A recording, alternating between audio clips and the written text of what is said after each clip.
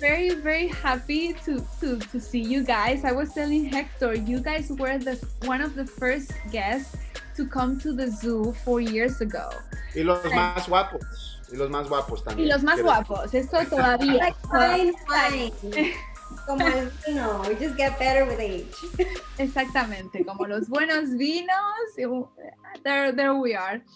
And a lot has happened these last 4 years. A lot of political issues. Well, I don't even want to name, that person that was in power. But I'm sure, that gave you a lot of things to write about and sing about, right?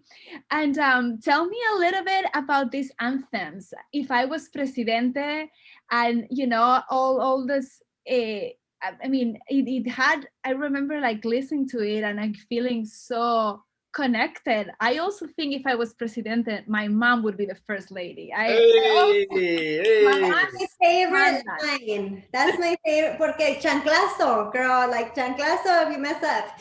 Exacto. Mom know how to do it. Well, if I was president, it's a song that we've recycled and remixed throughout the years. Las Cafeteras started doing traditional son jarocho, pero todos somos de Los Ángeles, pochas, pochos, Chicano, power. Entonces, we understand that we're storytellers, first and foremost. Yeah. Y luego entra la música. Our stories with the music make a beautiful fusion that really help us connect with what's happening now and with what we want to imagine, right? So if I was president, it takes a traditional son jarocho song, hundreds of years old. Si fuera presidente is what we say. Yeah. Señor Presidente is the song. We change it to, if I was president, make it a Spanglish mix.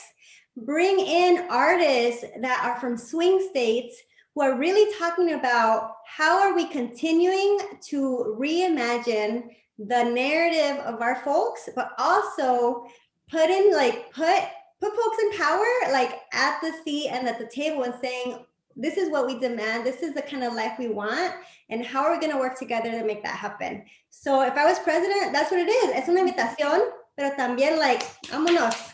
Exacto. Can't wait anymore. Exacto. Have no time to waste. Yeah. No more time. She said it all. Denise said it all. Yeah. But compañero, did you see the video of the Georgia? ¿Viste eso también? Yes.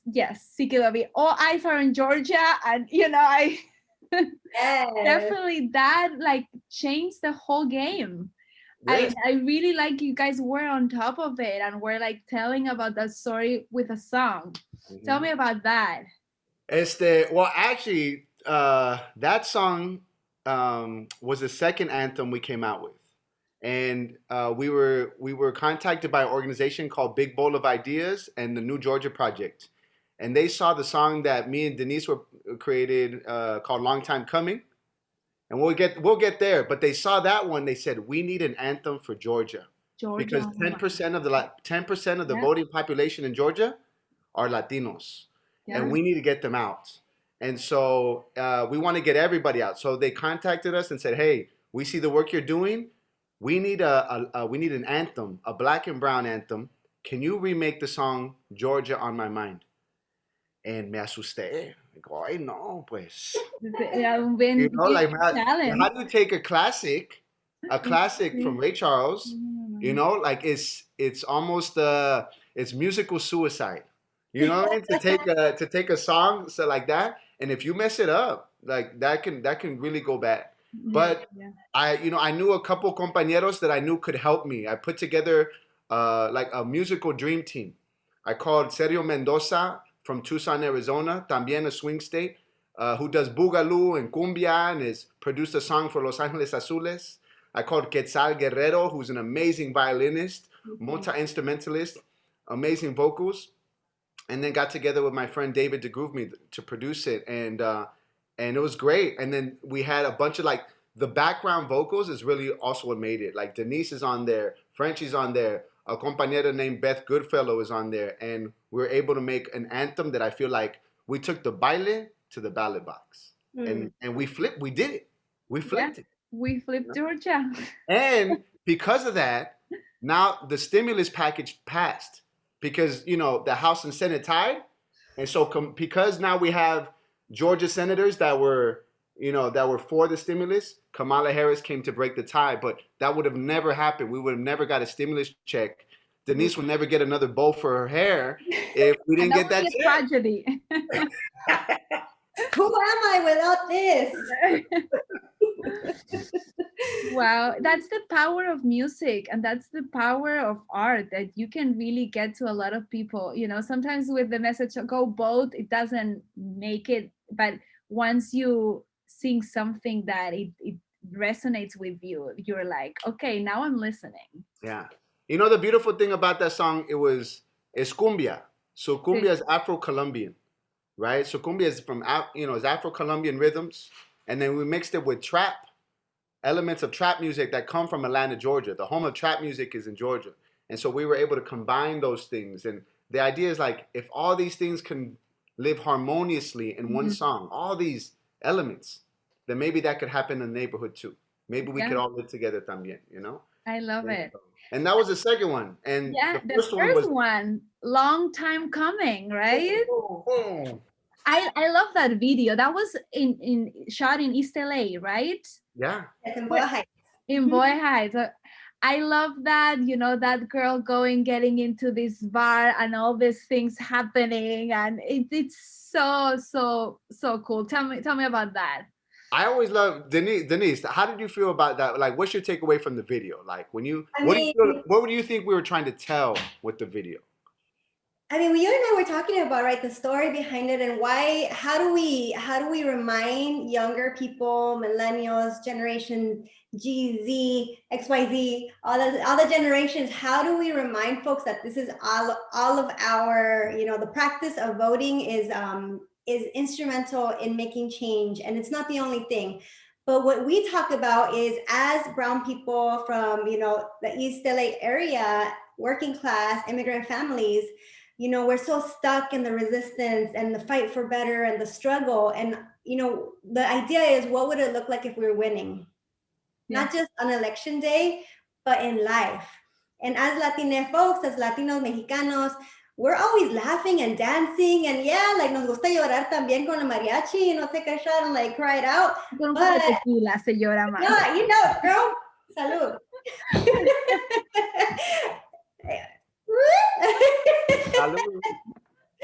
But what we're saying is, how does this all live in the same place, right?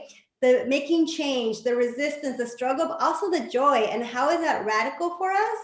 But also, how is it just a world we want to imagine where everyone's involved, everyone's part of the story, everyone's writing the stories of our people together, right? And so if you see in the video, we're dancing, we're clubbing, there's all kinds of colors, all kinds of representations of gender, but there's no separation from the beauty and the dance and the love to wanting something different and wanting change. And so what we're trying to do is embody that in the video, right? And I think with music, not just isn't medicine, but it's also like Hector always says, you can't have movement without movement. You have to invite your body in, right? It just can't be your brain doing all the work, right? It's all of us. Cuerpo y alma. It's a combo. I think we need a new song called Cuerpo y Alma. There you are. I think so too.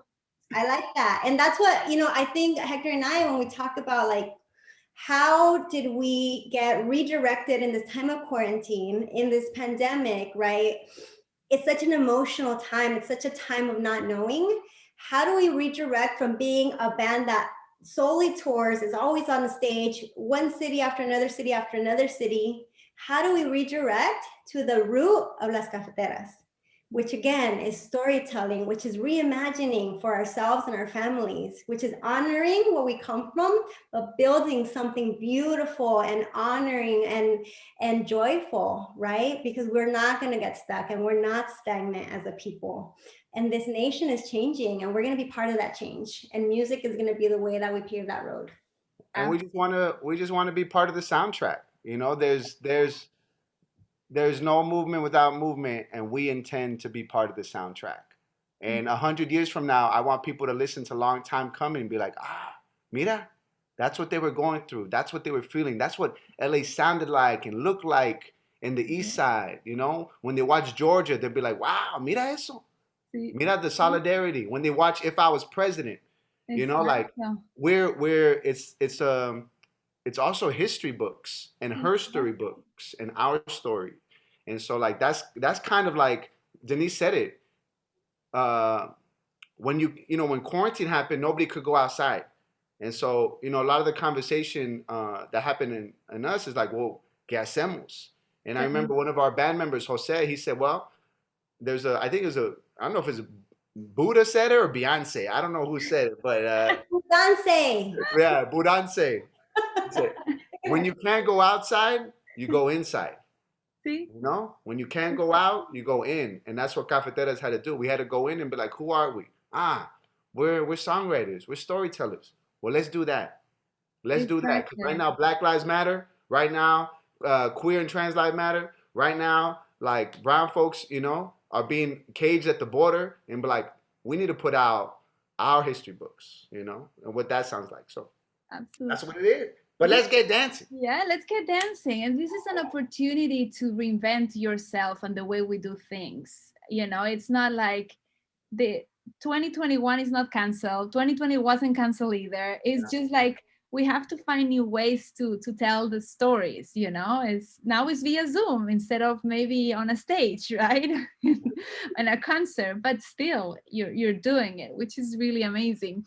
And so let's talk a little bit. I really like the inception of you guys as Las Cafeteras. You guys all met at a cafe. Tell me a little bit about that.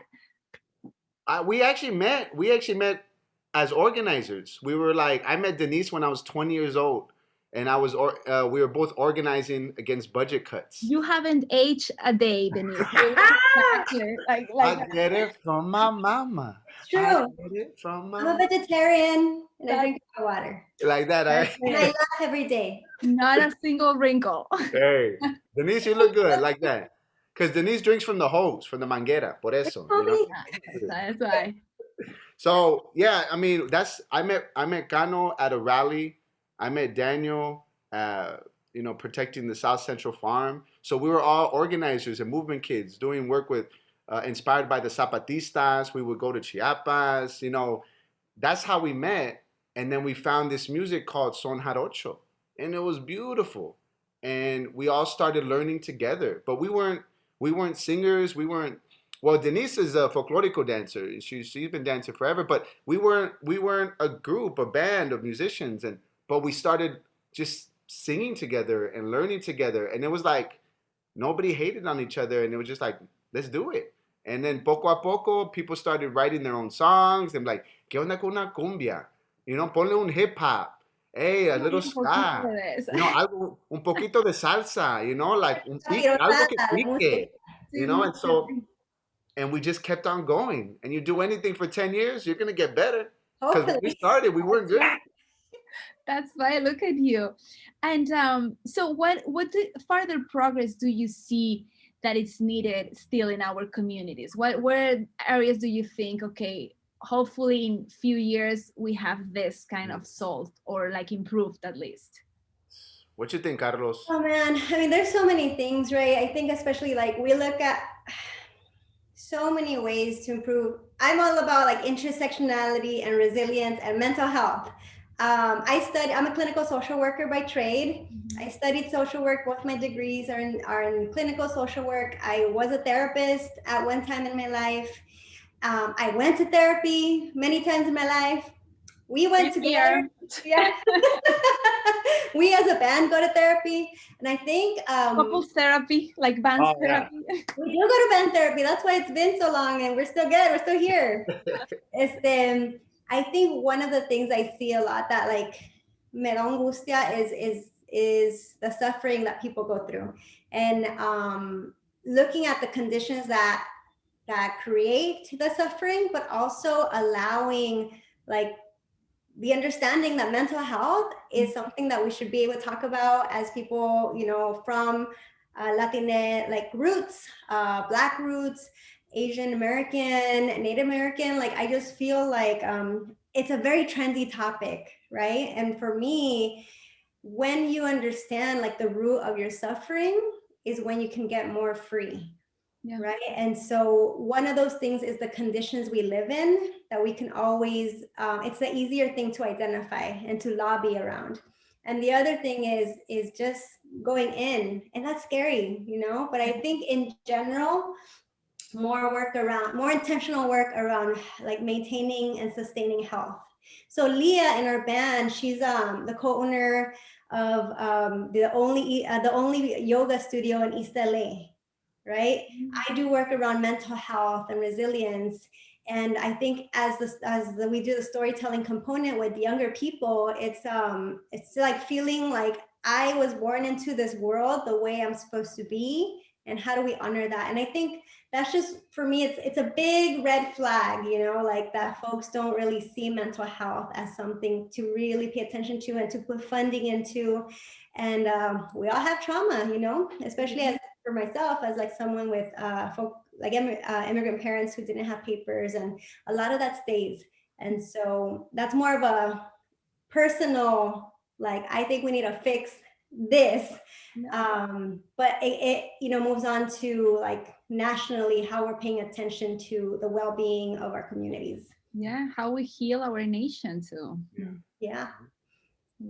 From the root to the fruit, you know, from the root to the fruit, you know. And so I think part of that is we're I think the nation is very young. It's like 200, 250 years old, right? We're babies. Like this country is a baby, and it's rooted on slavery, and it's rooted on colonization. So like when right now we're having a reckoning, and that, just like when anybody heals, like as a person, you gotta reckon with what you've done, and that's not easy. That's not it doesn't feel good, and I think that's part of what we're going through as the country. Like we're reckoning and how to move. How do we want to move forward? Do you want to continue to engage in trauma, or do you want to like begin to like chop down some of those things? And I think we got to do it individually, and we got to do it, you know, outside. And you know, so for me, two things would be: one, build on more intersectional work. I agree with Denise on the mental health, and for me, and then for me, like Medicare for all. You know, I Medicare go to for all. Tijuana for my tooth. You know, No, and that's right. I so mean, look in Europe. All the countries have free healthcare, and they're like countries that run very well. And you know, it's some people think, oh no, it's just communism. It has nothing to do with communism having free healthcare. Like, let's not mix concepts here. You yeah. know? And you know, it's interesting because of COVID, we're able to, I think, shift the conversation because we understand, well, as a people, we're connected. If you're infected, that actually is not good for me. So you need a vaccine. I need a vaccine.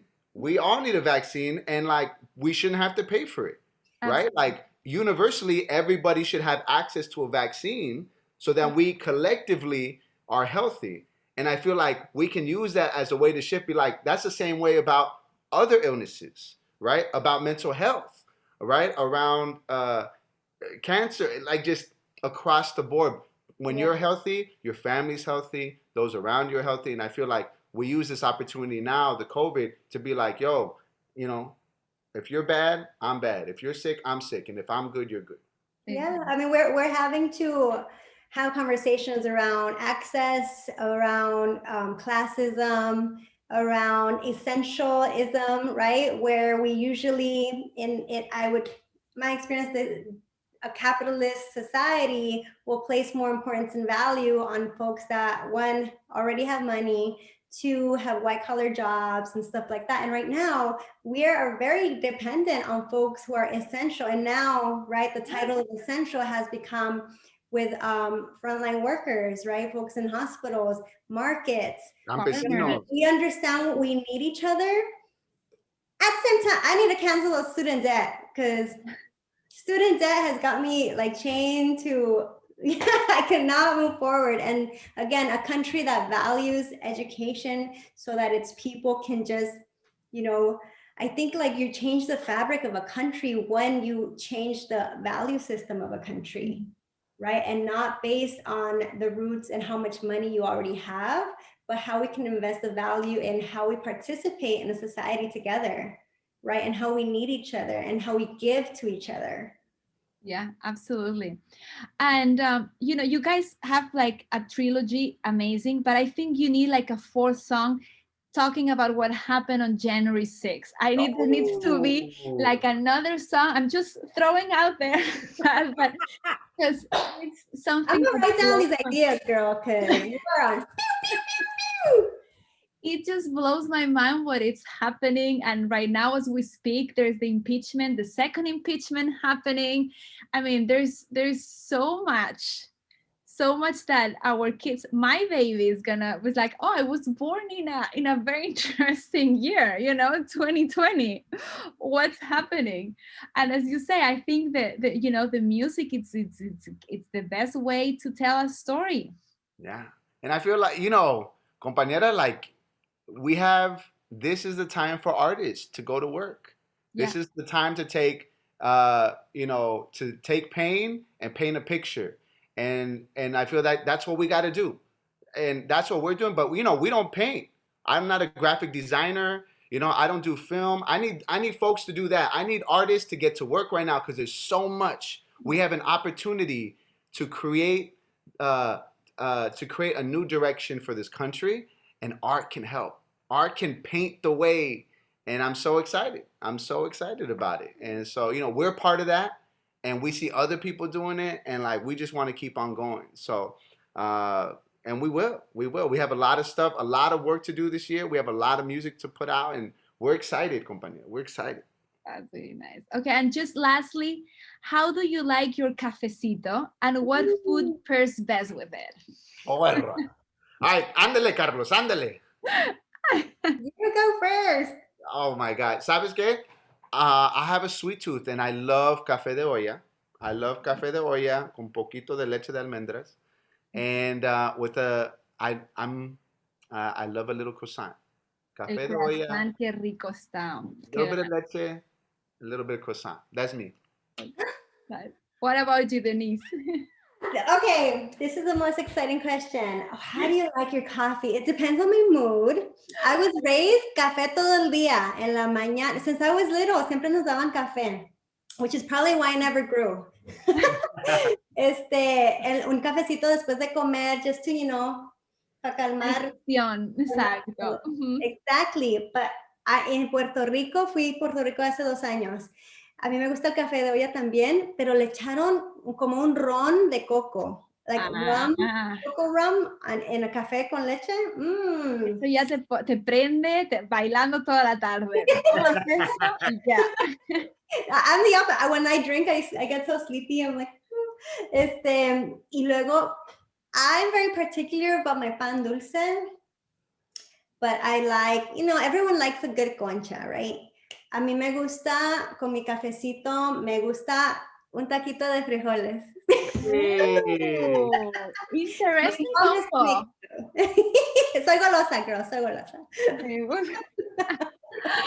Muy bien. Oye, chicos, muchas gracias. It's always a pleasure having you. I can't wait for when things get better. You can come back to LATV. Hector, me dice Luis Cárdenas that you owe him an acoustic. Yes, we do. Yes, we do. You just remind him of that. I'm like, okay, I will. We recorded a song and it's amazing. And the video was recorded at LATV. Yeah. And it's called Oaxaca Love Song Number 2. Oh. And es un homenaje a Oaxaca por la comida, la cultura, pues de todo. And so that's all I can give right now. Yeah. But we're gonna release it, and we want to do another interview, a tocada. Perfect. And so we'll be in contact, compañía, because that one, woo! I love it. Se va a volar. I love it. Well, guys, where can people listen to these amazing 3 anthems? Is there like your YouTube channel? Where can people find it? Yeah, in the YouTube, they can find everything. We're on Spotify, all the streaming platforms, y todo ahí. And you can see and every video, every song is a piece of art también. So it's like a movie. It's like a story. Georgia on My Mind takes you somewhere. If I was president, they all take you to different places, and it's really, really nice. Gracias, compañera. Un abrazo muy fuerte. Adiós, adiós. Nos vemos. Gracias.